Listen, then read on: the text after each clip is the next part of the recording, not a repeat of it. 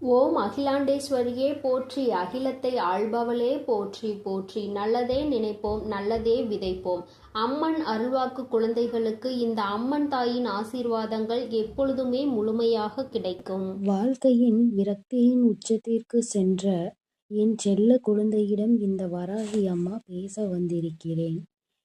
என் தங்க பிள்ளை, இந்த வாழ்க்கை எனக்கு ஏன் என்று வருந்தி கொண்டிருக்கிறது. என் தங்கமே, ஒவ்வொருவருக்கும் ஒவ்வொரு சூழ்நிலைகள் ஏற்படும்.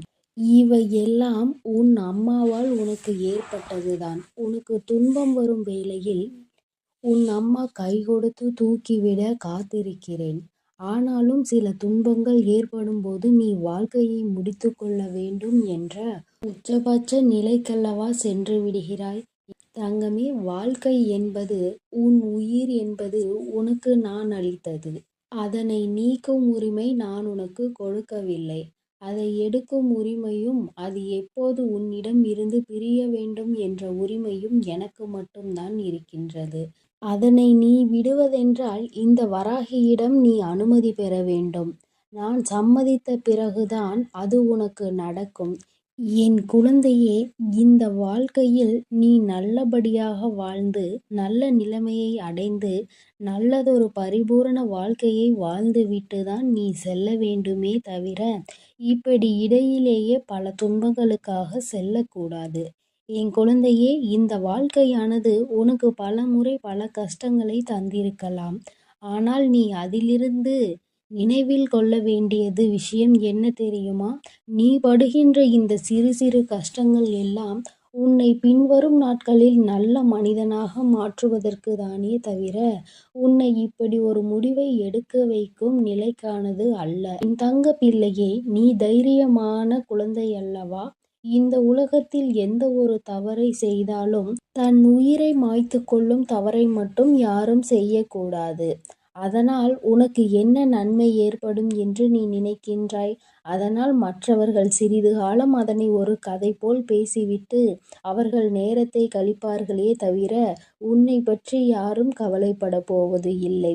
நீ சென்ற அந்த 2 நாட்கள் மட்டுமே உன்னை பற்றி பேசுவார்கள். பின்னர் அவரவர் வேலையை பார்த்துவிட்டு போய்விடுவார்கள். உன்னை இந்த முடிவுக்கும் நிலைக்கோ ஆளாக்கியவர்கள் கூட அதனை 2 நாட்களில் மறந்துவிட்டு அவர் வேலையை செய்ய தொடங்கிவிடுவார். உனக்கென்ன பலன் கிடைத்தது, நீ என்ன செய்து விட்டாய் என்று நினைக்கும் நொடியில் நீ இருக்க மாட்டாய். நீ இழந்ததை மீண்டும் உன்னால் பெற முடியாது. நீ அதன் பிறகு வருந்துவதற்கு கூட எதுவும் இல்லை. என் தங்கமே, உன் வாழ்நாளில் நீ இந்த தவறை செய்ய வேண்டும் என்று நினைத்தால் நீ இந்த அம்மாவிடம் வரக்கூடாது. நான் உன்னை கடிந்து கொள்வேன். எனக்கு என் பிள்ளைகள் யாரும் இத்தகைய முடிவினை எடுக்கக்கூடாது. உன் உயிரில்தான் இந்த வராகி அம்மா இருக்கிறேன். உன் உயிர் உனக்கு நான் அளித்தது என் குழந்தையே. நீ அதனை மனதில் நினைத்து கொள்ள வேண்டும். எத்தகைய அளவு துன்பம் வந்தாலும் அதனை எதிர்த்து நிற்க வேண்டுமே தவிர அதனை கண்டு பயந்து ஓடி ஒளியக்கூடாது. இறுதியில் என்னால் முடியாது, இதனை என்னால் சமாளிக்க முடியவில்லை, இதை விட்டால் வேறு வழி இல்லை என்று நீ கோழைத்தனமாக முடிவெடுக்க எண்ணுகிறாய். இந்த கோழைத்தனமான முடிவு இவ்வளவு நாள் வாழ்க்கையில் எத்தனை சாதனை புரிந்தாலும் அதையெல்லாம் ஒன்றும் இல்லாமல் உணர்த்தி விடுகிறது. உனக்கு புரியவில்லையா? என்னதான் வாழ்க்கையில் விரக்தி ஏற்பட்டாலும் அதை அத்தோடு விட்டுவிட்டு அடுத்தது என்ன செய்ய வேண்டும் என்றுதான் யோசிக்க வேண்டுமே தவிர இதோடு முடிந்துவிட்டது என்று நினைப்பதெல்லாம் வாழ்க்கை உன்னுடைய உறவோடு உனக்கு சரியான புரிதல் இல்லாமல் போனால் நீ அதற்காக இந்த முடிவை எடுக்க நேர்ந்தால் என் குழந்தையே, புரிதல் இல்லாத இடத்தில் வீணாக வாதம் செய்வதை விட்டுவிட்டு என் தங்கமே, ஒரு உறவில் நீ பேசுவதை யாரும் மதிக்கவில்லை. உனக்கு யாரும் மரியாதை கொடுக்கவில்லை. நீ பேசுவதை எல்லாம் குறை சொல்கிறார்கள் என்னும்போது நீ அதை விட்டு விலகி இருக்க பழகிக்கொள். ஏனென்றால் வீணாக நீ விவாதம் செய்து கொண்டே இருந்தால் அந்த உறவில் உனக்கு அதிகப்படியான விரிசல்கள்தான் ஏற்படுமே தவிர அதனால் உனக்கு எந்த ஒரு பயனும் இருக்கப் போவது இல்லை. அதனால் என் தங்கமே, முடிந்தவரை எந்த ஒரு உறவும் உன்னை எந்த இடத்தில் வைக்கிறார்களோ அந்த இடத்தில் இருந்தே நீ வாழ கற்றுக்கொள். நீயாகவே சென்று அவர்களிடம் அன்பை பொழிந்து பிறகு அந்த அன்பினால் காயப்படவோ வருத்தப்படவோ வேண்டாம். ஏனென்றால் அவர்களுக்கு உன் அன்பின் மதிப்பு தெரிய போவது இல்லை. அப்படி இருக்கும் மனிதர்களிடம் நீ உன் அன்பை காட்டினால் அதில் உனக்கு எந்த ஒரு பலனும் கிடைக்காது. திருப்பி உனக்கான அன்பு கூட அந்த இடத்தில் கிடைக்காது அல்லவா? அதனால்தான் சொல்கிறேன் என் தங்கமே, அன்பானது அளவோடு இருக்க வேண்டும். அன்பை கொடுத்துவிட்டு பிறகு அவர்கள் என்னை ஏமாற்றி விட்டார்கள், அதனால் நான் இந்த உலகத்தில் இருக்க மாட்டேன், எனக்கு வாழ்க்கை வெறுத்து விட்டது, இனி எனக்கு யாரும் இல்லை என்று புலம்பிக் கொண்டே இருக்காதே. உனக்கான அன்பை கொடுப்பதற்கும் உனக்கான பாசத்தை கொடுப்பதற்கும் உன்னை அரவணைப்பதற்கும் உன் அன்னை நான் இருக்கிறேன் என்பதை நீ மறந்து விட்டாயா? என் தங்கமே, உனக்காக தானே நான் இங்கு காத்து கொண்டிருக்கிறேன். உன்னுடைய அனைத்து விஷயங்களையும் நான் பார்த்து கொண்டுதான் இருக்கிறேன். நீ படும் வேதனைகளும் கஷ்டங்களும் எல்லாம் உனக்கு ஒரு பாடமாக எடுத்துக்கொள் என் தங்கமே. அதிலிருந்து உன்னை நீ திருத்திக்கொள். மற்றவர்களிடம் எப்படி பழக வேண்டும், மற்றவர்களிடம் எப்படி நடந்து கொள்ள வேண்டும் என்பதை நீ ஒரு வரையறுத்துக்கொள். அந்த வரையறையை மீறி நீ யாரிடமும் பழகவும் வேண்டாம், யாரிடமும் நீ சேர்ந்து செயல்படவும் வேண்டாம். என் தங்கமே, இந்த உலகில் எல்லாமே மாறக்கூடிய விஷயங்கள்தான்.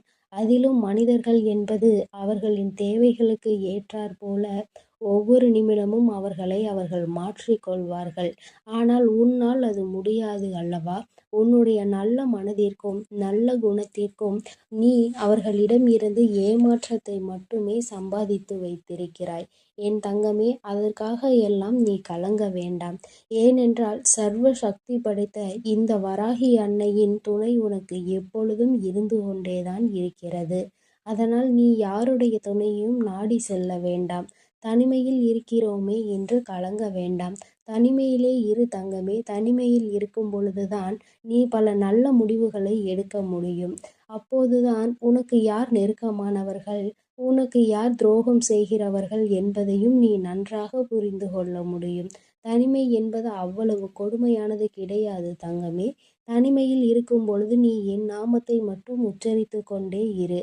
உனக்கான பிரச்சனைகள் எதுவாயினும் அது எல்லாம் கண்ணிமைக்கும் நொடியில் உன்னை விட்டு சென்றுவிடும். என் தங்கமே, நீ இழந்த வெற்றியையும் நீ இழந்த உறவையும் அடைவதற்கு நிச்சயமாக ஒரு வழி இருக்கும்.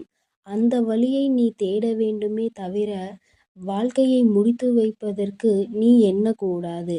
இந்த வராகியை வணங்குவது நிச்சயமான உண்மை என்றால் நீ இந்த வராகி அம்மாவினை வணங்கும்போது இந்த வராகி அம்மாவின் வாக்கினை ஒருபோதும் மீறக்கூடாது. எந்த சூழ்நிலை வந்தாலும், எப்படிப்பட்ட ஒரு நிலை வந்தாலும் நீ இந்த எண்ணத்தை மட்டும் உன் மனதில் வைத்து கொள்ளாதே. என் தங்கமே, அப்படிப்பட்ட எண்ணம் இருப்பவர்களிடம் இந்த வராகி அன்னை செல்வது இல்லை. நீ என்னை முழுமையாக நம்பு தங்கமே. நீ என்னை நம்பி பொறுமையோடு காத்திரு. உனக்கானதை நிச்சயம் நான் செய்து கொடுப்பேன் என்பதை மட்டும் நீ நம்பினால் போதும். உனக்காக எல்லாவற்றையும் செய்ய உன் அன்னை நான் தயாராக இருக்கிறேன் என்பதை நீ புரிந்து கொள் தங்கமே. அதற்கான கால நேரம் வருவதற்கு மட்டுமே நான் காத்திருக்கிறேன். வரும்பொழுது நிச்சயமாக சர்வ நிச்சயமாக அனைத்தையும் உன் கரங்களில் நான் ஒப்படைத்தே தீருவேன். அதனால் என் தங்கமே, நீ எதை நினைத்தும் கலங்க வேண்டாம், எதற்காகவும் அழுக வேண்டாம். நீ நல்லது நினைக்கும் என் குழந்தை. அதனால் நான் உனக்கு நல்லதை மட்டுமே செய்து கொடுப்பேன். என் அன்பு பிள்ளைக்கு இந்த அம்மன் தாயின் அன்பும் ஆசீர்வாதமும் முழுமையாக கிடைக்கும். ஓம் அகிலாண்டேஸ்வரியே போற்றி, அகிலத்தை ஆள்பவளே போற்றி போற்றி.